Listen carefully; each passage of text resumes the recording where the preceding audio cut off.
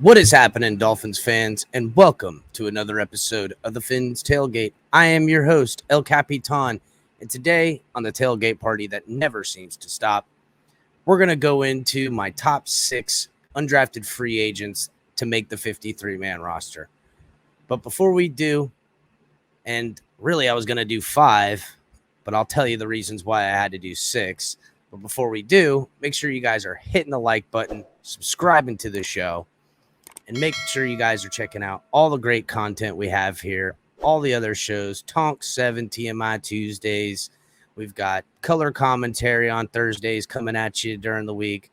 Ali on Saturdays. As the season rolls out, we'll be bringing cash and tickets back. So make sure you guys are checking out all the great content. If you're watching on Facebook, Twitch, and Twitter, come over to YouTube, subscribe to the channel. And then also, guys, make sure you're hitting the links in the description, checking out Fanatics. Fanatics is one of our great partners. They have all the great sports apparel you could ever need. You hit the link in the description. It helps out the show. You guys can also help out with our other partners at Backroom Collections. And if you find some good stuff at Backroom Collections, use offer code #TFTG to get 10% off of all your purchases. So, guys, we'll start out this list from number 6. I was going to do a top 5, but I had to put the 6th guy name on here, and I'll go into the reason why. And for our 6th guy on the list, which is weird to say, 6th guy on the list is Braylon Sanders. The Dolphins picked up Braylon Sanders from the University of Mississippi, coming in at 6'1", 194 pounds, the 5-year letterman for Mississippi, where he played 46 games with 18 starts. As a graduate in 2021, he played in 12 games with 10 starts, totaling 24 receptions for 549 yards, giving him a 22.9 average with 4 touchdowns. His 22.9 receiving led the SEC and was 3rd nationally.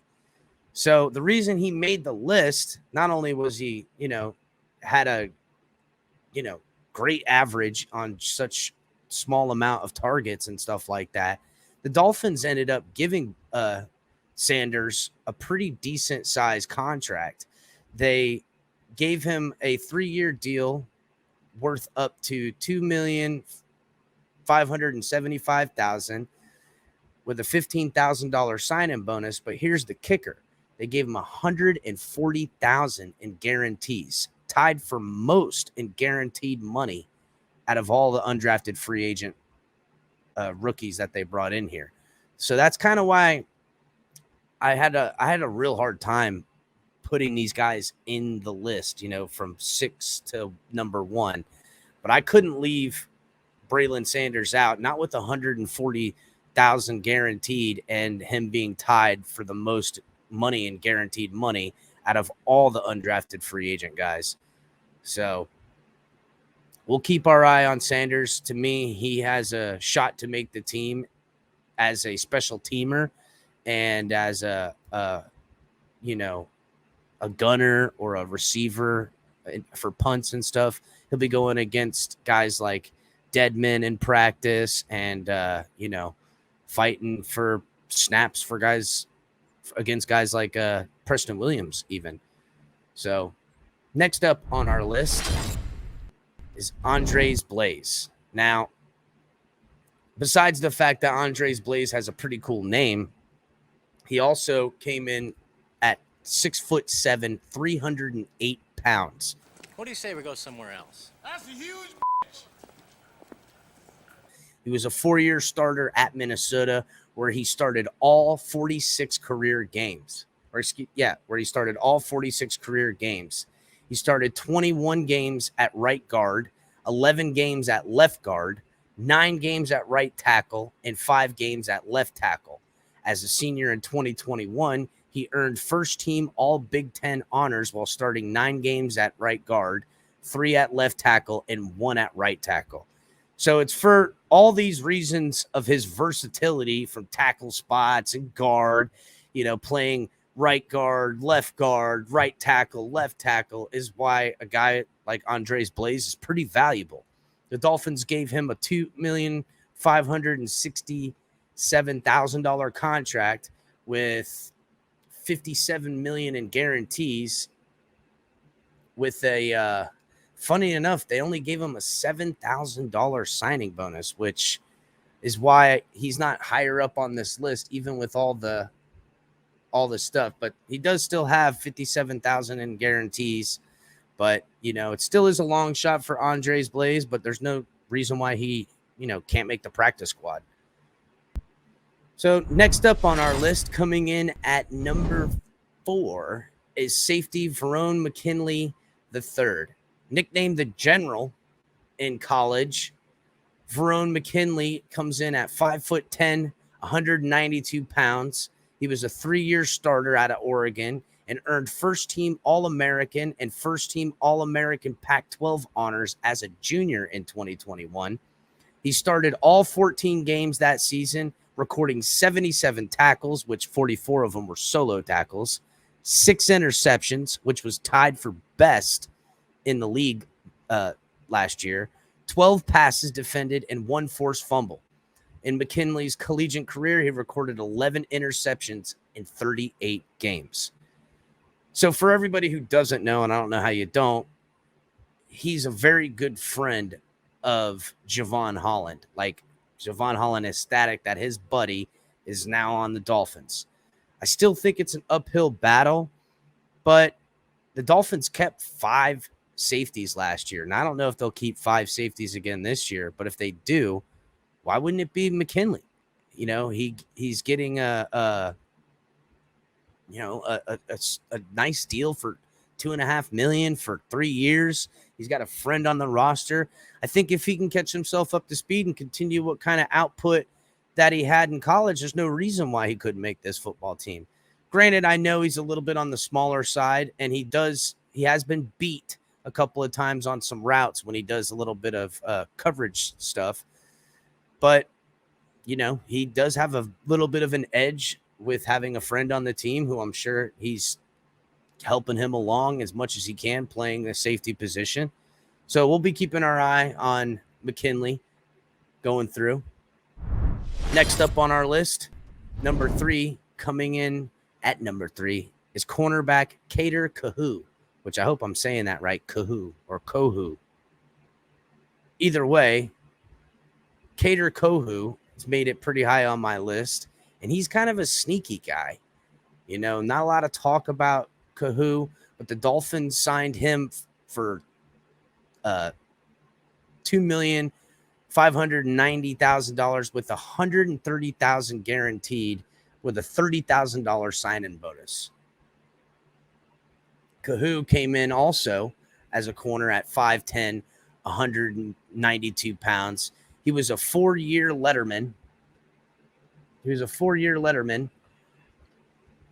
Out of Texas A&M Commerce, where he played in 44 games. He totaled 113 career tackles with 87 solo, 5 interceptions, 37 passes defended, 4 forced fumbles, and 3 fumble recoveries.